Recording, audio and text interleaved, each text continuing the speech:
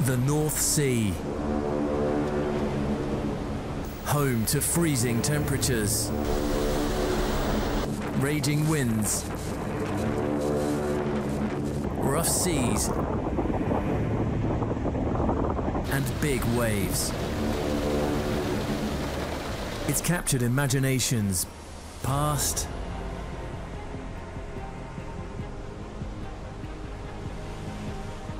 and present.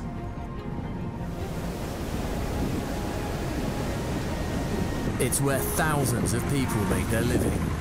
On board fishing vessels, working for energy companies, and crewing transport ships. It's a place for recreation, but also a place fraught with danger. It's one of the most challenging patches of water on the planet. A challenge the RNLI must be ready to face. North Sea Lifeboats. The sea. Ranging from the Straits of Dover to the Orkney and Shetland Islands and the edge of the Norwegian Sea. The North Sea encompasses 750 square kilometers of seawater.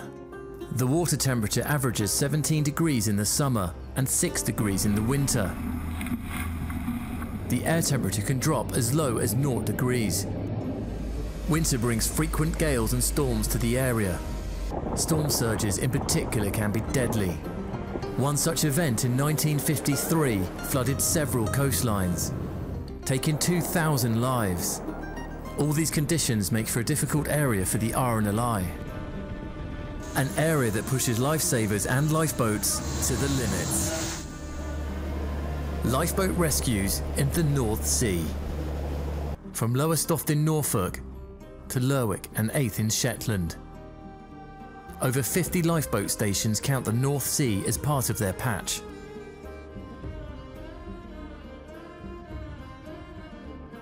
Inshore lifeboats operate close to shore. Their speed and manoeuvrability and ability to operate in shallow water makes them a vital part of our life-saving operations. It's the all-weather lifeboat fleet that have to be ready to venture further out.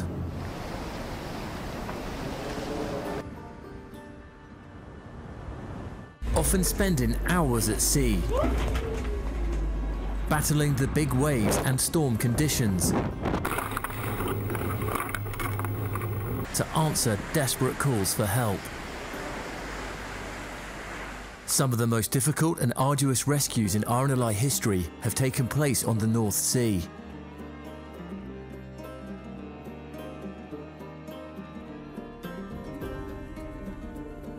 Iconic lifeboat crew member Henry Blogg earned each of his 7 medals for gallantry here while stationed at Cromer.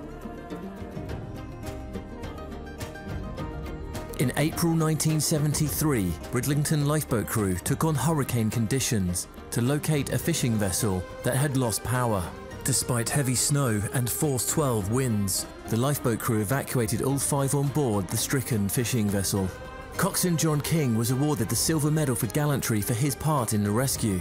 In 1966, the lifeboat crew at Walton and Frinton spent over 26 hours on duty, as they launched 4 times to go to the aid of a grounded steamer, navigating a heavy break-in swell and strong winds to bring the casualties to safety. Coxswain Frank Broom was given a bronze medal for gallantry for his leadership through the marathon rescue. The most recent gold medal winning shout also took place in the North Sea, the rescue of the Green Lily, 19th November 1997. The 3,000-ton cargo vessel Green Lily lost power off the coast of Shetland. Hewitt Clark, coxswain of Lerwick Lifeboat, and his crew launched to the rescue. Navigating 50-foot seas and force 11 winds, Hewitt manoeuvred the lifeboat alongside the casualty vessel, while the volunteer crew stood on deck and hauled the casualties on board the lifeboat, bringing 5 people to safety. A rig arrived and towed the Green Lily to a position where a Coast Guard helicopter could evacuate the remaining crew. One by one, they are each airlifted to safety. Tragically, Coast Guard winchman Bill Deacon lost his life in the rescue, swept overboard as he waited to be pulled to safety, having sent the casualties up ahead of himself. Coxswain Hewitt Clark was awarded the gold medal for gallantry, and his crew were each awarded a bronze medal for gallantry. Out on a shout into the North Sea. What's it like being out on a rescue in the middle of the North Sea? Stephen Manson, the current coxswain of Lerwick Lifeboat, described what it was like to head far out to sea. My granddad always used to tell me, always be scared of the sea because it's always technically trying to kill you. And we do deal with bigger seas than you get in most other places in the world, and colder.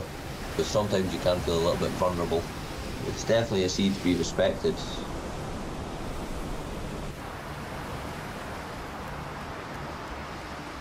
It was a howling gale, really big seas even in the...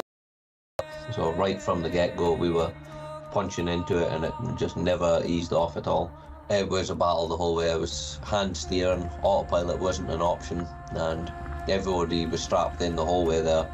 You have to try and make sure that you're one, staying on the course and that you're not getting hit entirely side on by the waves. But it was quite a confused sea, so they were sort of hitting us from every direction.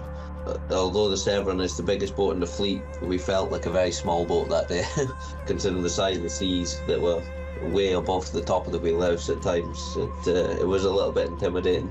Danish trawler come fast on the bottom, so his fishing gear was stuck on the bottom, and with the rolling seas they'd ended up flooding their engine room, so they'd lost power, so they were just really at the mercy of the sea, taking a beating. There was a standby vessel on scene, but he was unable to tow, so he just stood by him until we could get there. I think we were 3.5, 4 hours getting out to him. It was not safe at all to try and evacuate him off the boat.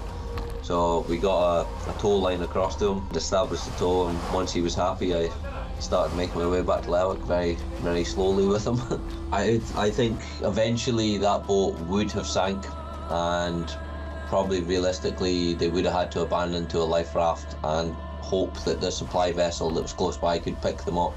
But in seas that rough, they would have been quite hard to see and they would have moved quite quickly. I fully believe we definitely saved 3 people's lives that day. Tackling the challenges of the North Sea.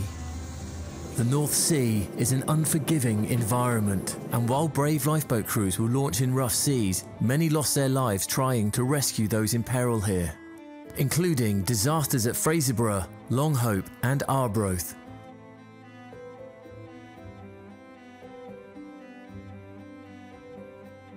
Today's all-weather lifeboats have been designed and built to tackle the challenges this patch provides. The Severn class lifeboat, the Trent class lifeboat, the Tamar class lifeboat, and the Shannon class lifeboat. These lifeboats have the strength and maneuverability needed to take on the scale of the challenge. They are able to launch into big storms, even when the size of waves can make your lifeboat feel incredibly small. Specially designed seats help counter the violent motion of the waves. Comforts like air conditioning and tea-making facilities help make those long shouts more bearable. Self-righting is a key safety feature, a combination of clever design and implementation of physics.